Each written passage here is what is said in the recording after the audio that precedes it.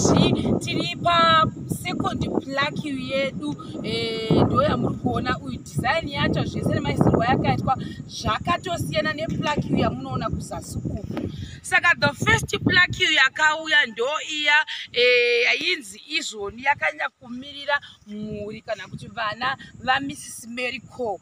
Ino iyi plaque iri kuenderana nevanhu vakava vachibata vari sure uku vachiita kuti mudhuri ungochimira vatinotivo madhona. Uyezve tichitarisa kuti chechi inge iri pano land yakabhepi zvaifamba sei zvakare. Saka sekuru vachatsanangura kuti kubva pafoundation kusvika paroofing chii chakanga chichiitika uye papakamirigwa nani. Taurai tikwe. Tenda zvikuru. Nzvimbo yedu inoyi inoita water logging, mutori mudoro makuti motofana warimwa mupunga chaipo. Saka foundation was not an easy task. Zvakatora kurema chaiko kuti tizochere foundation. Saka zvamuri kuona panapa yakaiswa mazisimbi ekuitira kuti basa isasinge kana yakura zve zvamunoziva kuti foundation ndo musimboti. So vanhu vakadonata isingapedze nguva vakatibatsira pafoundation, vakananga nefoundation ndo vari panapa. Mr. and Mrs. Siwa Senior na Miss Meki wada ndiye last born yemba Maiko, uyu ndiye chitatu mba Maiko, right? Then itabva pa foundation yedu yakasimba zvekuti then backfilling yaka donated na Mrs.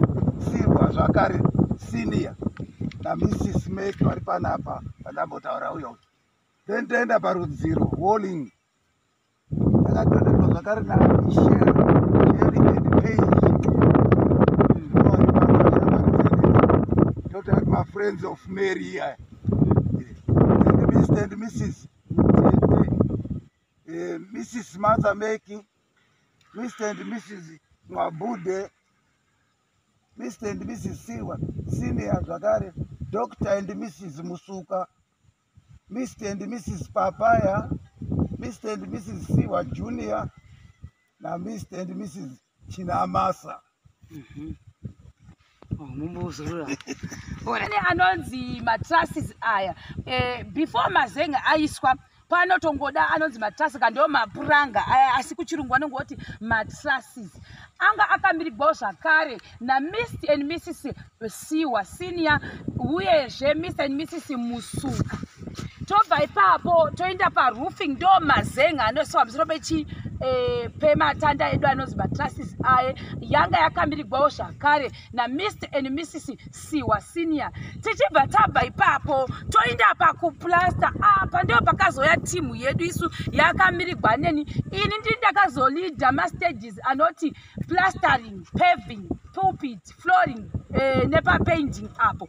Asi paplastering apa panga pakamirirwawo zvakare na Mr. and Mrs. Siwa Senior uye na Mrs. Martha Meki. Tichibva ipapo toenda pane inonzi paving ndo yamakoni akati chebede tichazotendera zvakare muchiona uye nemukati. Paving iyi yakamirirwawo na Mr. and Mrs. Siwa Senior, Mr. and Mrs. Siwa Junior uyezve Mrs. Martha Meki.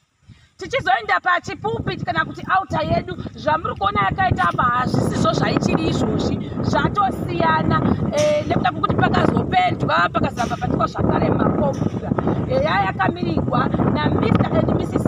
Siwa Senior uye Mr. and Mrs. Siwa Junior. Tichiri ipapo koita maflows nekuti hakuna kunge kwasvika taringa kwakaitwa smooth flow iyoyo chechi yese yakamirirwawo zvakare na Mr. and Mrs. Siwa Senior and Junior uye Mrs. Meki. Mikova yatinoti madoors akamirirwa na Mr. and Mrs. Siwa Junior and Senior, Mrs. Meki uyezve Mrs. Emma Nebude. Tichibva tazobva papainting yakazouya ikaiswa nanawashi ndo vakava vachipenda.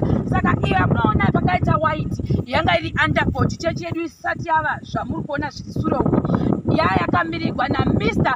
and Mrs. Siwa Senior uyezve Mr. and Mrs. Siwa Junior vasanganisira naMrs Martha Meg.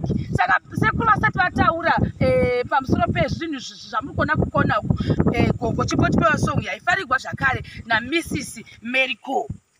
Magamba eruwadzano, magamba eruwadzano, mazita avo ndiwo aya, vakawamba ruwadzano. Mary Kowo Vakawamba ruwadzano, uya Kaitano vakawamba ruwadzano, Mary Kowo vakawamba ruwadzano, wese wakazorora vakawamba ruwadzano. Magamba, magamba eruwadzano, magamba eruwadzano, mazita avo ndiwo aya, vakawamba ruwadzano. Handei. Saka sekuru vanhu vasati vanyanya kuzozivawo izvi, mai vamunoona apa vakaiswa mufananidzo mukuru ndo vacho vanonzi Mrs Mary Kowo. Chiuyai mutsanangure kuti zviri pakona apa zvakazvifamba sei. Right, Mrs Mary Kowo briefly vanga vari nesi vakamboticha vairaita vaitonyora mabhuku mamwe ekuchipatara aitoshandiswa kuzvipatara avainyora maprescription ichi saka ndo vari apana kuti ibudirire nhengi chechi yedu yakambonetsa zvakashupikako kunamata kwemakore chingonamata ipapa ndo pakachatira mhuri yese zhinji kwakaitano taikumbira matenzi kusvika iyo ndo zvakavabatayo kuti paipanakita chechi pamba pedu saka ndiyo yakuitwa wasipo iyo zvinezvi saka vanhu vari panapa pana Mr and Mrs Emmanuel Kaitano ava vakacontributa lendi ile saka tinoona zviri zvechechi ndavapano inini nokuri vakawirana namai pamberi apa tina sabhuku chiwaka ndo sabhuku wedu zvakare ndo vakapa lendi because lendi iri pasi pasabhuku avo vari mukoma wangu vari panapa vandinotedzera namadhamu avo vari panapa nezvizukuru zvavo zviri apapo ndo sabhuku chiwaka egbesi chiwaka kana kuti Kaitano ndio mukoma wangu akuru. Then panapa tozoenda kune mwana mukoma achangosarudzwa kuita MP pari zvino honorable knowledge Kaitano MP wemudzi west kunoko sekretary yedu kuchechi inonzi mudzi west saka area yacho inonzi mudzi west. Pamberi apa pana Mr Moses Kaitano mwana mukoma mukuru the late ainzi Langton ari ku UK ikoko pari zvino. Then apa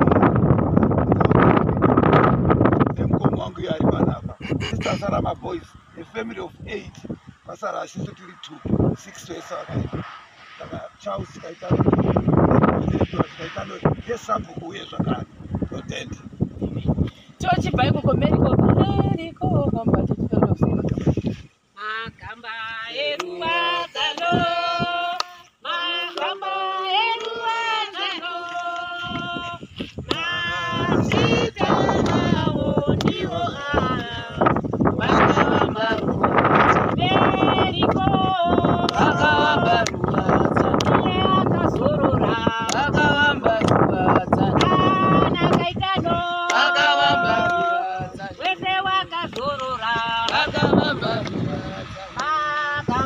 magamba eruwadzano, Magamba eruwadzano, mazita avo ndiwo aya, vakawamba ruwadzano.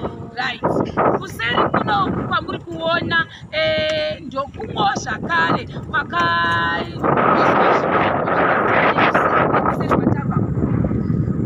Mrs Mary Kowo ava sezvanzi vakava vari munhu unonyora une tarenda zvakare rekuti zvinhu zvavanenge vafunga vanonyora pasi. Zvamunoona apa zvinhu zvakabviswa papepa iri munotozviona kuti EA4 bhuku chairo chairo rakandotengwa re50 cents kana kuti $4 for 2 mabhuku aya ndokubva ratogwa ndokubva vatora bill point yavo iya inenge ichiita 50 cents ndokunyora pasi. Saka izvi zvakanyorwa mugore ra2014 handiti munozviona pakatonyogwa nedheti racho kuti musi wa20 asichanyasa kutooneka kuti musi wa28 eka kuti musi wa20 something asi ndofunga nenga iri muna April mugore rani ra2014. Zvinoreva kuti zvamuri kuona apa ndo zvimwe chete zvazoiswa apa kuti nyika yese inenge ichipinda muno vana vese vachiuya nevanhu vese vari kuongorora zvikuitika pano muone zvinhu zvakanyogwa naMrs Mary Kowo vasati vaenda kune imwe nyika zvakare. Sekuru yaitoni sekutaurwa kwazviri kuita ndinoona kuti sisi wangu akangoshamukana chete aifanira kubuda mubhuku riya rinonzi Guinness Book of Records rinobuda vanhu vari outstanding vese ameno pamwe zvichabuda zvazvo sekutaura tsamba iyi ndiyo ingori apa kuita tione tese zvakanaka apa takaita ine on hand right reasons why we need Jesus loves you. He desires to have a relationship with you. He desires to give you life full of joy and purpose. Why do you need Jesus in your life? Because you have a past. You can't go back, but He can. The Bible says Jesus Christ the same yesterday, today, and forever. Hebrews 13 verse 8. He can walk into those places of sin and failure and wipe the slate clean and give you new beginning. Because you need a friend. Jesus knows the worst about you, yet He believes the best. Why? Because He sees you not as you are, but as you will be when He gets through with you. Right? What a friend! Because He holds the future. Who else are you going to trust? In His hands, you are safe and secure today, tomorrow, and for eternity.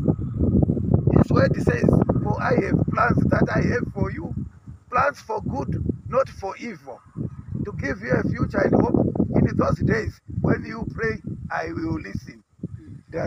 Jeremiah 28 verse 11 to 12. Written by Mrs. Mary Kowo, Kaitano, Korea 2014, and April. Hakuna